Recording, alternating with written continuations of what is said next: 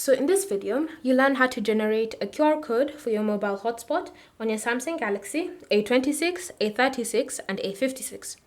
So if you want someone to be able to connect to your mobile hotspot via QR code, it's fairly simple. All you need to do is simply open Settings and then select Connections. Under Connections, tap on Mobile Hotspot and Tethering, and then select the option Mobile Hotspot. From here, you want to ensure that it's currently enabled. If you have Wi-Fi turned on, you'll be prompted to turn it off so that you can connect. And then once it's been enabled, at the very bottom, you should see this option, QR code.